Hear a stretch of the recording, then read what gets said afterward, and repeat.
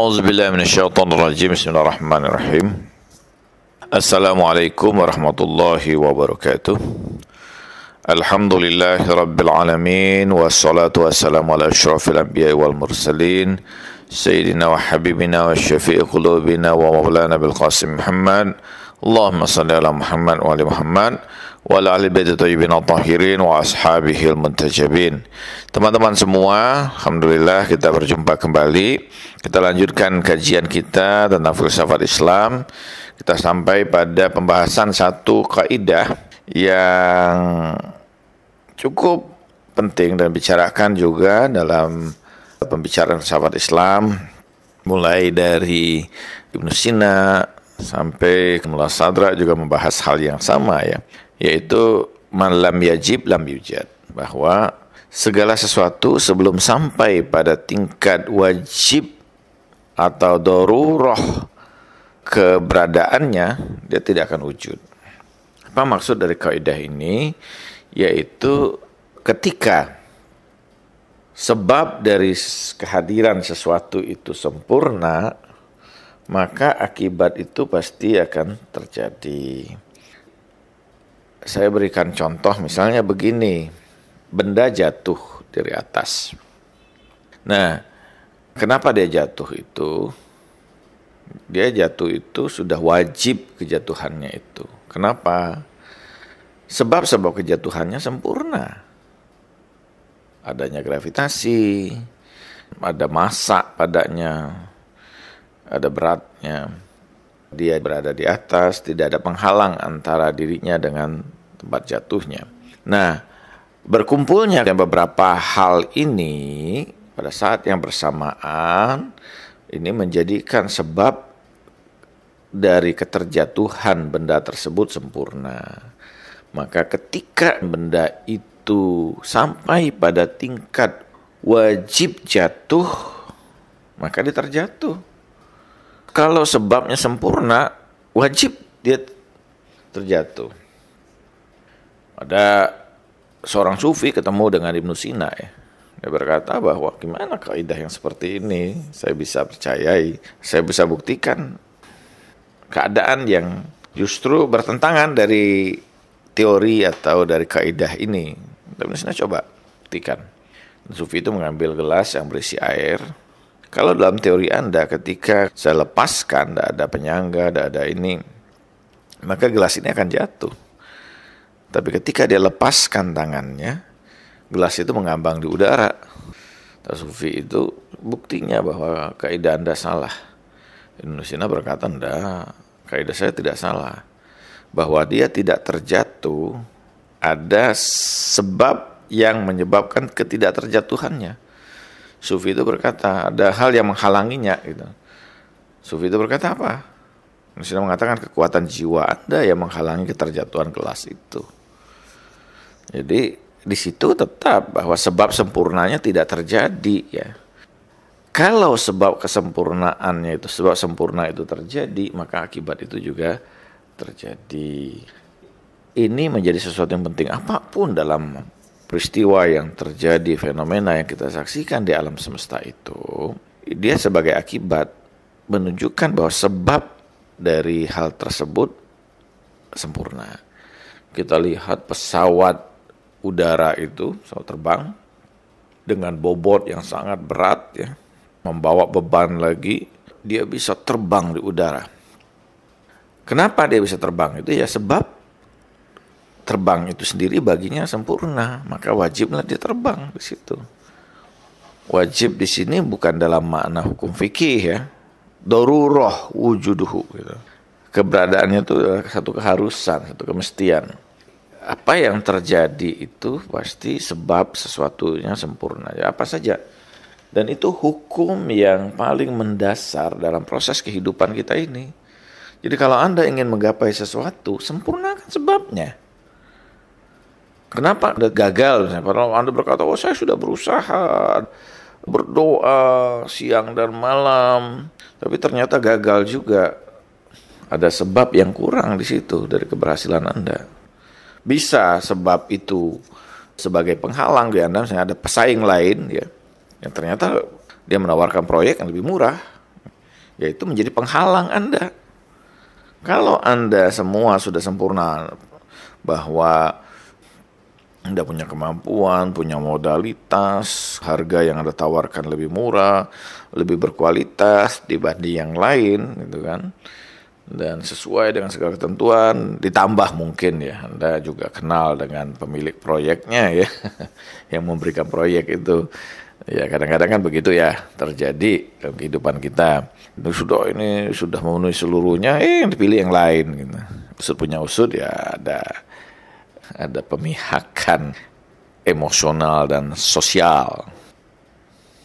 Kadang-kadang ada orang berkata bahwa ya ini hum wa ashabuhum ajmain, mereka dengan sahabatnya, karena ada keterkaitan tersebut ya, itu kan persoalan lain, bahwa kalau artinya itu juga menjadi penghalang dari terjadi peristiwa itu. Segala hal ini dalam proses kehidupan kita harus mencapai sebab sempurna, maka akibat itu terjadi. Jadi kalau Anda ingin mendapatkan sesuatu, ya sempurnakan sebabnya.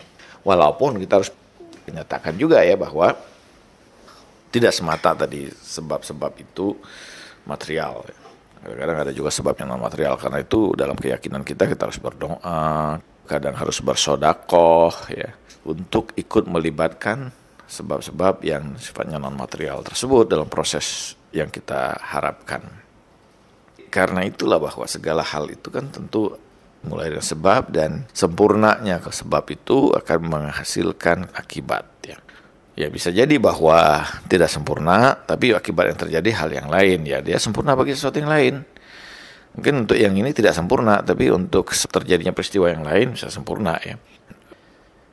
Seorang mahasiswa misalnya kan, dia sudah kuliah, selesai seluruh SKS-nya ya, sudah tuntas semua, sudah buat skripsi, dan skripsinya juga sudah rampung, kemudian diujikan ya, sampai dianggap layak dan Dewan Penguji menyatakan bahwa Anda lulus. Artinya sebab kelulusannya itu sudah sempurna, sehingga wajiblah bagi dia itu untuk bisa lulus. Jadi karena itulah bahwa ini menjadi sesuatu yang penting ya. Jadi tidak semata-mata, tidak semena-mena gitu. Demikian juga ketika Allah mengatakan iza aradallahu syai'an ayaqula lahu kun fayakun, Allah Subhanahu wa taala menyempurnakan sebab terjadinya sesuatu itu sehingga fayakun gitu. Bukan tiba-tiba begitu saja ya terjadi sesuatu tersebut tanpa ada sebabnya. Jadi sebab kejadian sesuatu itu sempurna.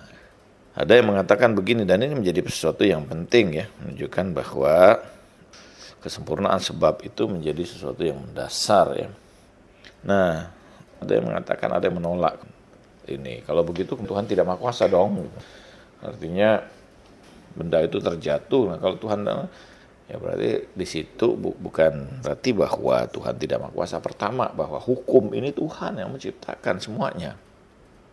Ini orang yang menolak hukum yang alam semesta ini, yang telah diciptakan Tuhan, bahwa Tuhan yang menciptakan alam semesta ini, sebenarnya dia zalim. Kenapa zalim? Zalim itu berarti bahwa dia mengingkari, ya, dia menutupi kebenaran realitas. Ini ayatnya wa man lam yahkum bima anzalallahu faulaika humuz zalimun. Walaupun ayat ini kadang-kadang diterjemahkan secara sangat sederhana ya oleh kelompok-kelompok yang simplicities ya, kelompok yang sangat sederhana, salafi, kemudian juga kalangan-kalangan yang mentoring itu gitu kan, katakan bahwa kalau kita tidak berhukum dengan hukum Allah ini zalim, kafir, dan seterusnya. Pertanyaannya adalah, semua yang ada ini adalah hukum Allah. Ya, jadi orang bekerja, hidup dan sebagainya, jangan dilihat hukum Allah itu hanya pada konteks istinja, ya, pada konteks toharoh, pada konteks wudu, bukan cuma itu. Alam semesta ini pun padanya ada hukum-hukum, dan hukum-hukum itu berasal dari Allah itu sendiri. Mengingkari hukum-hukum alam semesta itu juga ya, itu juga sesuatu kekufuran, kezaliman. Anda ingin mendapatkan hasil yang baik, maksimal, tapi Anda tidak belajar, Anda hanya berdoa saja misalnya, itu Anda zalim. Anda menolak realitas ya. Seperti itu. Anda menolak hukum yang seharusnya bekerja dengan baik ya. Ini pandangan bahwa konteks itu ya. Ada yang menolak itu dengan teori aulawiyah. Teori aulawiyah itu adalah kecenderungan. Jadi dia kalau cenderung aja pasti ada gitu. Tidak harus sampai pada tingkat ujub ya. Ya kalau cenderung aja, misalnya Fahru Razi misalnya dalam kitabnya Babahisul Masyrikiyah pada jilid kedua halaman 131 dia mengemukakan teori aulawiyat ini, yaitu kecenderungan. Jadi kecenderungan ini tidak harus dia sampai pada kesempurnaan sebab ya untuk terjadi, karena dia khawatir di sini peran Tuhan ya. Kalau kecenderungan itu nyaris gitu, nyaris itu kan tidak terjadi sih. Mestinya goal gitu, tapi nyaris goal itu bukan goal gitu kan. Dan artinya sebab-sebab kegolannya itu juga masih belum sempurna ya. Artinya ada penghalang, ada gawang di situ, atau masih tendangannya melenceng, atau misalnya kena tangan dari kipernya, maka itu tidak akan ini. Nah, jadi karena itu bahwa seluruh bagian alam semesta ini bekerja dengan konteks yang seperti itu. Nah, dari sini kita bisa memahami ya. Dari sini kita bisa memahami Allah Subhanahu wa taala itu sebagai sebab sempurna. Sehingga bagaimana mungkin kata para filosof bahwa ada masa yang kekosongan, masa ketiadaan ya. Mana Tuhan sendiri itu tidak ada makhluknya. Ini sesuatu yang bagi para filosof suatu hal yang tidak mungkin ya. Tidak mungkin ada fase itu creatio et nihilo gitu ya. Jadi ini berkreasi setelah ketiadaan, kekosongan. Itu sesuatu yang mustahil. Tuhan sebab sempurna kok. Ini yang dikritik oleh para teolog ya, bahwa alam semesta ini sudah ada, kadim dia diciptakan oleh Tuhan. Sehingga dikritiklah oleh Al-Ghazali misalnya. Oh kalau begitu kan ada zat selain Tuhan yang kadim. Ini yang keliru ya. Kalau Tuhan itu wajibul wujud, dia kadim bizatihi ya. Kalau ini kadim karena dikadimkan. Kadim itu tidak didahului oleh ketiadaan. Karena Tuhan yang menghadirkannya. Dia kadim ya. Kemudian juga tidak ada masa sih. Masa itu kan setelah terjadi penciptaan. Di fase itu adalah fase yang dia di atas dari proses material dan ruang dan waktu gitu. Bagi Mullah Sadra ya istilahnya dia hadis. Kenapa hadis ini? Hadis bukan berarti bahwa dia ada masa kekosongan. Nah, karena dia akibat ya. Akibat itu selalu hadis. Nah, kalaupun dia sebut sebagai kadim bukan bizat kata para filosof seperti Ibnu Sina, itu kadim bil ghair. Anda keliru memahaminya sehingga ketika dinyatakan kadim lantas berarti bahwa dia sama dengan Tuhan. Tidak begitu. Kalau Tuhan itu bizat dengan dirinya sendiri, dia memang ada dan berada dan tidak ada yang mendahulunya apapun gitu. Sementara akibat itu ada karena diadakan ya, bukan karena dirinya. Demikian juga kekadimannya itu bukan karena dirinya, tapi karena dikadimkan. Karena Tuhan sebagai sebab sempurna, tidak mungkin Tuhan itu dalam kesendirian, dia sebab sempurna, maka akibatnya pada saat itu juga terjadi. Dan juga seluruh akibat ini juga akan selalu ada. Karena Tuhan itu selalu ada, tidak pernah menjadi tidak ada, maka seluruh akibatnya juga menjadi ada. Jadi alam semesta ini, nah ini juga menjadi satu perbincangan ya, bahwa bagi para filosof kiamat itu bukan kesirnaan. Ya mungkin alam kita akan hancur karena masa atau bertabrakan dengan bintang-bintang, dengan planet-planet yang lain, ada masanya kemudian dia hancur. Tapi bukan berarti bahwa seluruh alam ini sirna, lenyap. Enggak, dia tetap ada ya. Akan muncul ciptaan-ciptaan yang baru kembali dan seterusnya. Karena Tuhan sebagai sebab sempurna dia selalu ada, tidak pernah menjadi tidak ada. Jadi karena itu misalnya dalam Al-Quran kan disebutkan yauma tubaddalu ar ghairul ar, pada hari kami gantikan bumi ini dengan bumi lagi yang lain. Yauma tubaddalu ar ghairul ardi was samawat ya.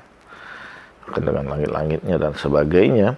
Karena itu bahwa kita bisa memahami dalam konteks ini melalui kaidah ini, alam semesta ini dari dulu juga sudah ada ya, dan akan selalu ada. Jadi jangan bayangkan bahwa kita ini barulah makhluk yang pertama diciptakan Tuhan dan sebagainya ya, bahwa kita ini alam yang ini alamnya sudah mungkin bumi kita baru terbentuk berapa miliar tahun yang lalu ya, tapi bahwa alam semesta ini sendiri, alam material ini sudah ada fase dia tidak ada sebelumnya. Itu yang dikemukakan oleh para filosof. Dari sini kita bisa memahami apa yang dimaksudkan oleh para filosof tersebut, yang kemudian dikritik oleh Al-Ghazali. Walaupun bagi Mullah Sadra, dia karena dia akibat, dia pasti kemudian baharu ya, bukan kadim gitu. Kenapa? Secara kualitas bahwa sebab pasti mendahului akibat.